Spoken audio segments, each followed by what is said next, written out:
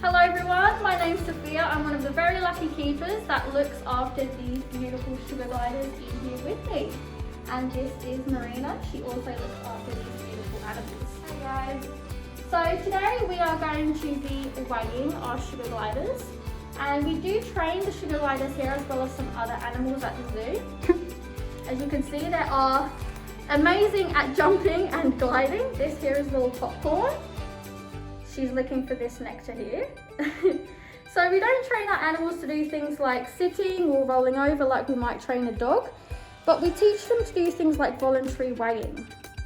So what that does is that makes it a much more positive experience for the sugar gliders and makes weighing a complete stress-free environment for them because it's their choice. And we use this as a little reward. So we make this at the zoo. It's called nectar. And it's their absolute favourite. As you can see, Miss Popcorn is absolutely loving it. And we make it with some honey, some eggs, and also some special protein powder. So, we have some scales set up here. And Popcorn, as you can see, she's super comfortable in my hand. All I do is I use this nectar to lure her onto the scales, pop a little bit on there, and that way we can get her weight completely stress-free as it's her choice.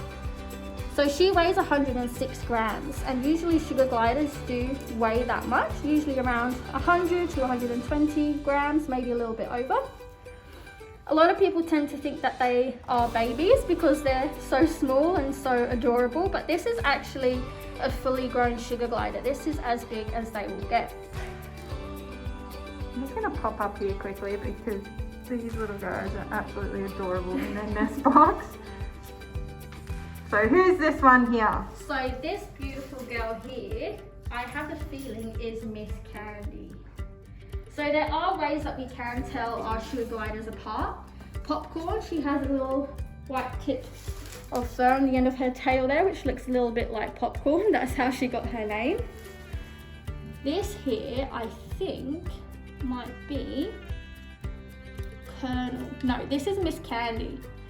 So Miss Candy, she's one of the older sugar gliders that we have here. She's 10 years old, and so is Miss Popcorn. Their lifespan is usually around 10 to 12 years.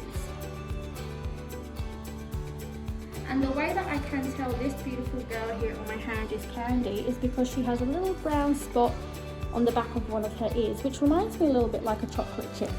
So that's how I know that this girl here is Miss Candy.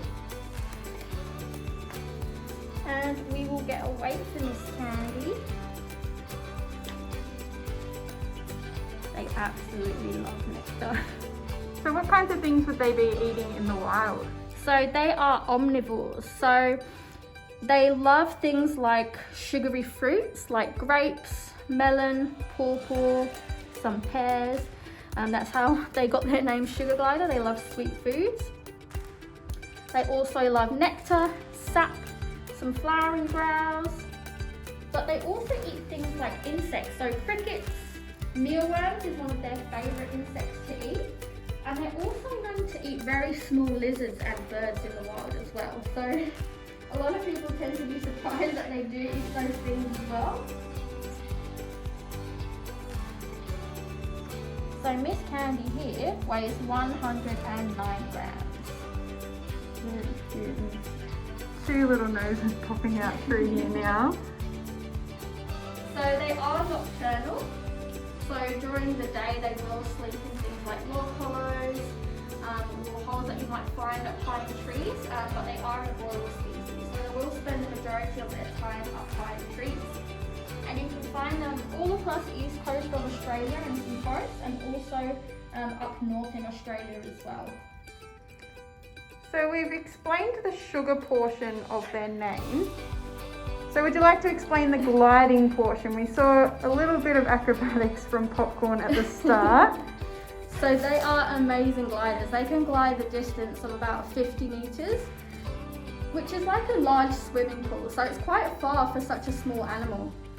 They have this skin membrane that connects from this front paw here all the way back to that back paw there, along that side of their body.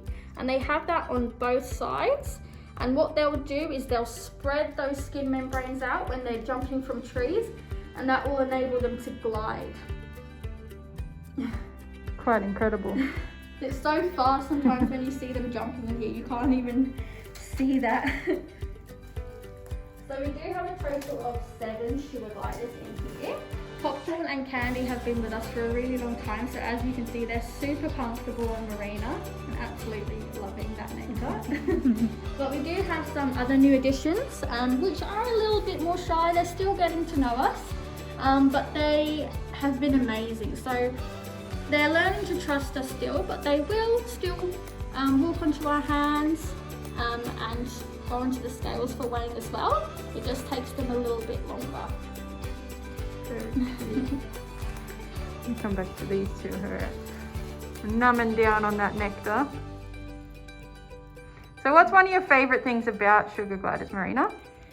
My favourite thing about them is that these guys are actually really cute but also really stinky. So I guess guests can't really smell them, but believe it or not, their favourite thing to do in the morning is to come jump onto us, greet us, and then give us a little wee on our hand.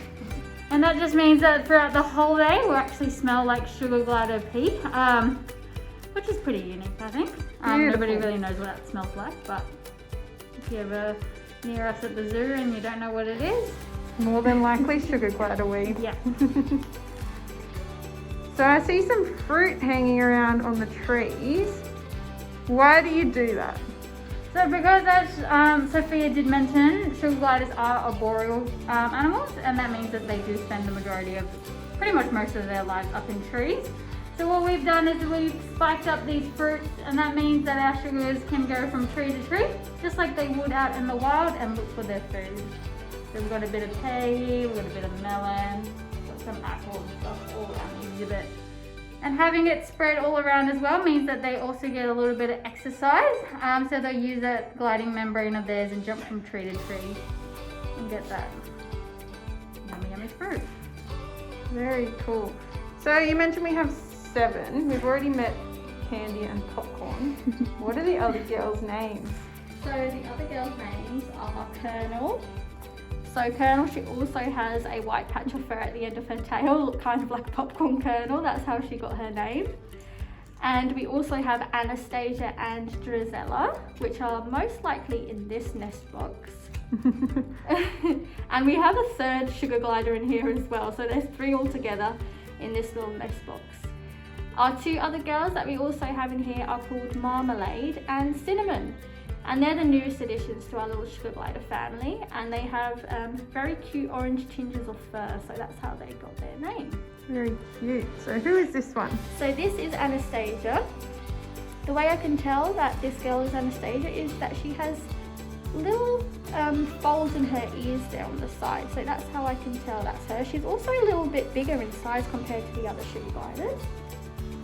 So we'll see if she goes onto the scales today. So I'm just using the nectar to guide her on. She's on there, so I'll reward her with a little bit of nectar. She weighs a little bit more than Popcorn and Candy. She's 123 grams. And then I guided her back onto my hand. And that's her weighing done. Very cool. Seems they'll do anything for this nectar. Oh, they absolutely love it. This girl here is Drizella, I think. Do they tend to sleep in the same nest box together? Yes, they usually do. So out in the wild, they are quite social animals. They tend to stay in groups of maybe 7 sugar gliders or more if they have babies. Mm-hmm. So they will usually sleep together in the same nest box. It's very cute when we're cleaning them in the morning and we check that they're all inside the nest box. They're all huddled together in this big ball of fur, and then you see these little eyes looking up at you. Very cute. Seems Anastasia wants to be reweighed. Yep, she definitely does. Oh, I see the white tip tail. Does this mean that's Colonel? This is Colonel. Very cool. Alrighty. So this is Colonel. Down onto those scales. She weighs 121 grams. Miss Colonel here, she's approximately 2 years old, so she's still quite young. Anastasia and Gisela are 5 years old, and then Marmalade and Cinnamon are still under 1 year, so they're around 10 months old.